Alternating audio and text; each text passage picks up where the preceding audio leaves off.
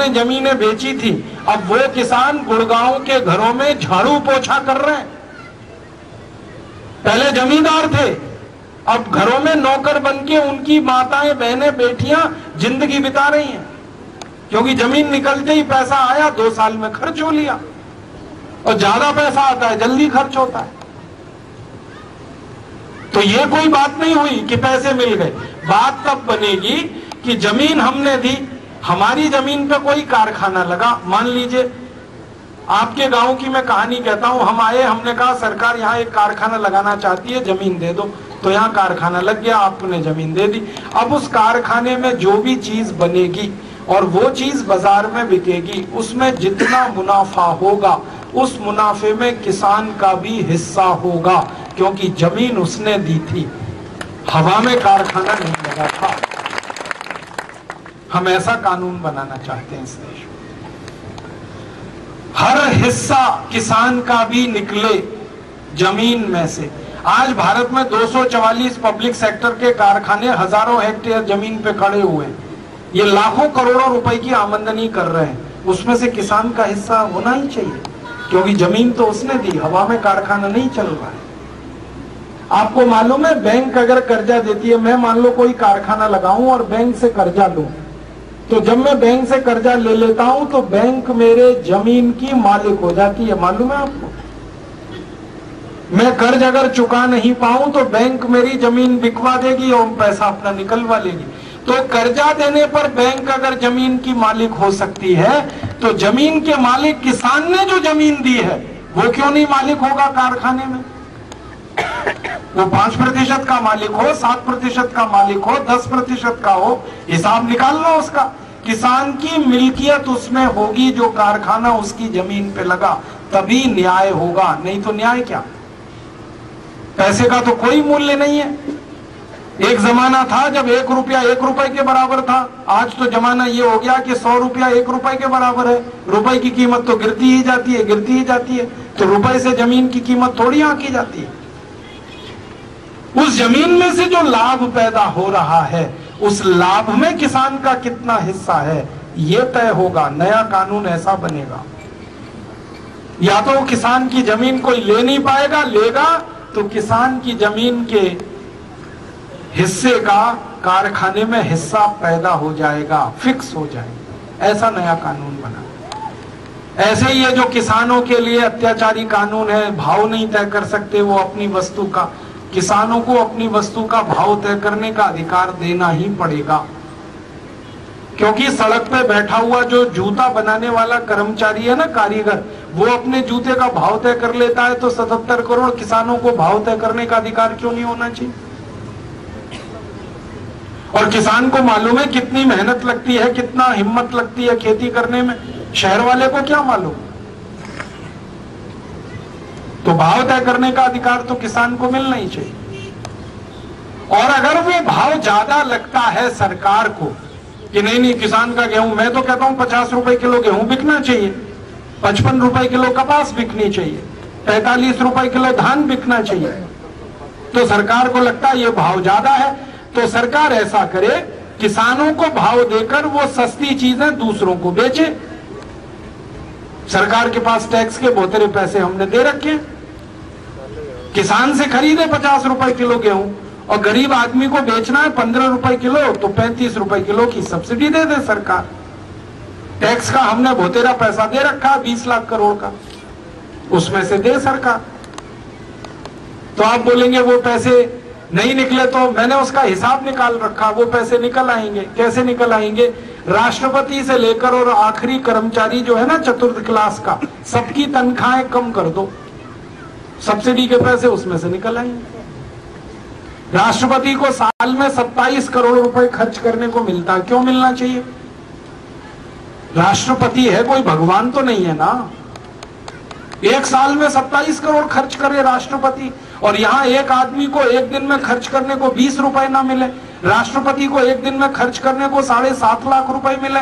ये कौन सा देश चला रहे हैं हम? राष्ट्रपति तो हमारे वोटों से चुना जाता है ना, मालिक तो हम है, नौकर तो वो है। और नौकर को हर दिन 7.5 लाख रुपए मिलते हैं खर्च करने को, और जो मालिक है देश का उसको 20 रुपए नहीं मिलते रोज खर्च करने को। ऐसा अत्याचार तो नहीं चलने देंगे इस देश में। हमारी तो योजना है कि राष्ट्रपति हो, प्रधानमंत्री हो, मुख्यमंत्री हो, राज्यपाल हो, इन सब लोगों को देश की सेवा फोकट में करनी होगी, तब तो राजनीति में आओ, नहीं तो अपने घर बैठो। ये तनख्वाह लेके, टीए डीए एचआरए लेके भारत माता की सेवा होती है क्या? ये सब नेता आते हैं हमारे सामने, कहते हैं हमको देश की सेवा का एक मौका दो, ऐसे ही कहते हैं ना, देश की सेवा करनी है एक मौका दो, भारत माता की सेवा करनी है एक मौका दो। अपनी मैया की सेवा करने के लिए कोई तनख्वाह मांगता है? आप अपने घर में अपनी माँ की सेवा करते हैं, मान लो पैर दबाते हैं अपनी माँ के, तो अपनी अम्मा से कहते हैं अब टीए दे दे, मेरा डीए दे दे, सैलरी दे दे मुझको, और हर साल बढ़ा के दे, क्योंकि मैं पांव दबा रहा हूं तेरे। अपनी माँ की सेवा करने में कोई तनख्वाह मांगे, उससे ज्यादा फालतू फिजूल कोई आदमी नहीं है। और ये भारत माता की सेवा कर रहे हैं और पैसे मांगते हैं टीए डीए एचआरए। इन बेईमान नेताओं से पूछो कि भगत सिंह, उधम सिंह, चंद्रशेखर ने कौन सा टीए डीए लिया था देश की आजादी लाने के लिए? कितनी तनख्वाह मांगी थी उन्होंने? उन्होंने तो अपनी जवानी लगा दी इस देश के लिए।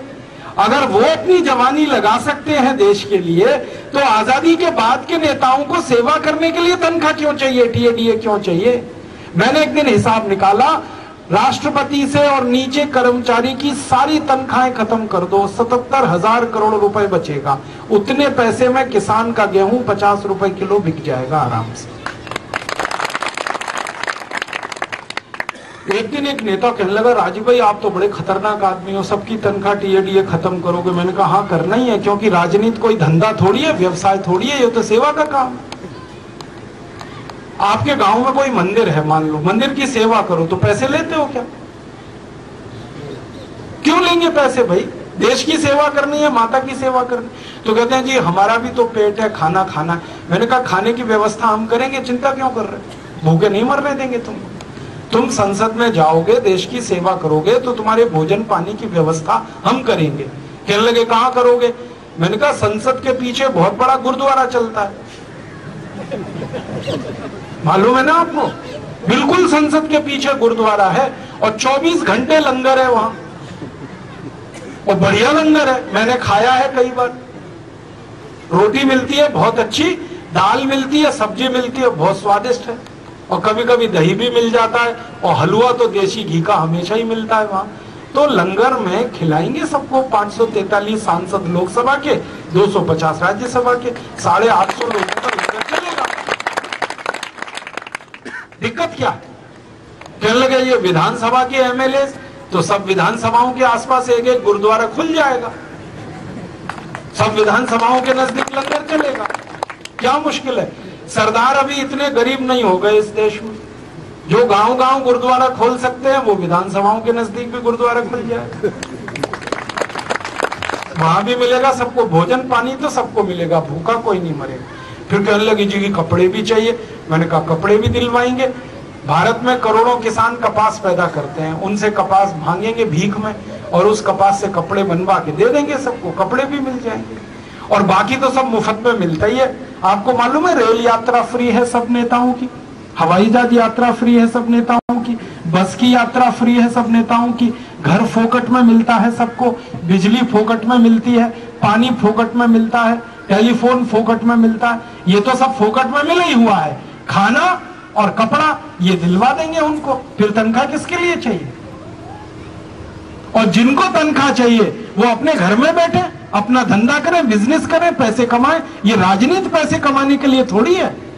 इस राजनीति को देश के लोगों ने खून से सींचा है भाई साहब। भगत सिंह का खून लगा है, उधम सिंह का खून लगा है, लाला लाजपत राय ने खून दिया है, 7,32,780 क्रांतिवीरों ने खून दिया है इस राजनीति को सींचने के लिए। कोई धंधे के लिए नहीं है, बिजनेस के लिए नहीं है। राजनीति ऐसी बनाएंगे, और संसद और विधानसभाओं में ऐसे ही लोगों को चुनकर लेके जाएंगे जिनको तनख्वाह नहीं लेनी है, टीए डीए नहीं लेना है, एचआरए नहीं लेना। जो भी पैसा है वो किसानों के लिए है, गरीबों के लिए है, अनाथों के लिए है, उनके लिए पैसा है। ऐसा देश बनाना है, ऐसे कानून बनाए।